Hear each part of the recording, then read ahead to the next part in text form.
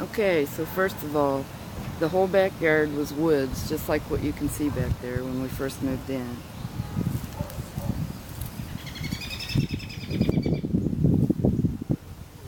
And we were lucky enough that if we cut it down and take it out to the front, the city hauls it away for free. So we started cutting and clearing all the underbrush.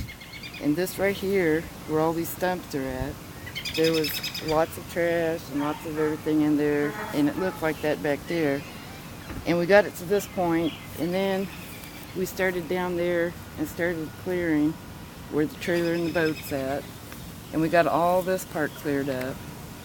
And we got tarps. Since we couldn't use a tiller because of all these stumps and all the roots and stuff, we went and bought tarps. And we have the tarps down with, that doesn't have one.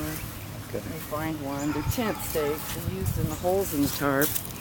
We use tent stakes and have it staked down, the tent stakes. And it's on a slight angle, so when it rains, it doesn't just collect water.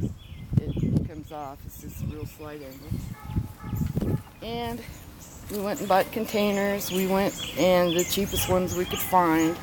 And this is all experimental, so we didn't know how it was going to work. So we bought these containers. We had the big containers here from when we moved. And then we went and bought buckets at Walmart. And they were fairly reasonable. These we bought from these plants. Actually, they were some plants that we had bought a couple years ago. And we bought them. And if you put the top of one of these over top of one of these, you can actually make starts. It makes a little greenhouse. And these are just the kind that you put under beds to store clothes and stuff in. So we put holes in all of these about an inch up from the bottom, so they'll keep some water but not a lot. And we bought the dirt at a nursery. We got to know the nursery guy here, and he said it needed fertilized because it didn't have a lot of stuff in it. So this year, let's see, at the end of last year, I bought a big box of Miracle-Gro, and it was for all plants. And that's what we've been using. About every 2 weeks, we fertilize them with Miracle-Gro. And in the future, we're planning on having rabbits, and the rabbit droppings are the best thing. We researched that, and it's about the best thing for fertilizer. So next year, we won't be using that. We're going to try to get meat rabbits, actually, and use the droppings to fertilize the garden. And it doesn't burn it, so you can just put it right in anytime you want, or you can compost it into soil. So that's our plan maybe for next year.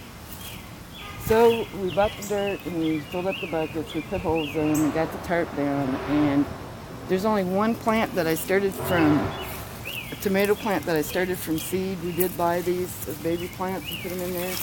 The one over here, I had heirloom seeds, and we'd already done this about 3 years ago. But there was one seed in the edge of the package, and before I threw it away, I found it. And it's so easy to weed. You hardly ever get weeds, and they come out real easy. But this is the one seed, and it actually grew. The germination rate, I was surprised, was even there because it was so old. But that's one we had from a baby, and we started it in one of these containers. This is dill that I started from its heirloom plants too, but we just put them in these little containers. Glenn eats a lot of chips and dip, so that's where these came from. And then I stuck them down in that, which there's nothing up in there. But just any container you can find that's, the bigger the better. But any container that can hold it, it needs to be fairly deep. Our tomatoes started out in these little containers, and then when we bought buckets, we transplanted them into there. All this other stuff came up from seed that we grew from seed. Peppers and tomatoes is the only thing that we actually bought plants for. All the rest of it that we have, we grew from seed. And we just put it right directly down into the pot. And in the future, we're hoping that back here, if we can have chickens here, back here would make a good chicken run. Where these stumps are at, we'll make a good place to put rabbit hutches. And then where Carrie's at over there on the lawn furniture, behind her we might put like a little storage shed. But that's our garden and that's our plans. And we heard that you can have chickens here, but we have to make sure. Anything else? No, I think you did a good job. I think that was pretty much about it. So we just bought the dirt, got the containers, the cheapest we could find. It's all experimental, but it's doing good. This is not in full sun all day long like it would be out in the garden. No, we get about eight hours of sun. And we get sun and the watering. The only thing you're going to have a drawback with, because you just sweep the tarp off. It's the easiest thing to weed. You seldom get weeds.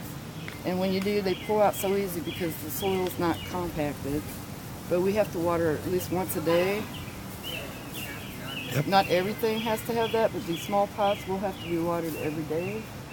And the other ones, the tomatoes, will just kind of droop over, so we have to water those. But we have children for that, and they enjoy that, watering. But if you are blessed with a well, and you can put solar panels out on that well, that would be even a bigger blessing, because then you wouldn't have the cost, and the well water would be better for plants. So we just use what we're blessed with, and it turns out awesome. So that's really just go with what you have. Go with what you have, and it works.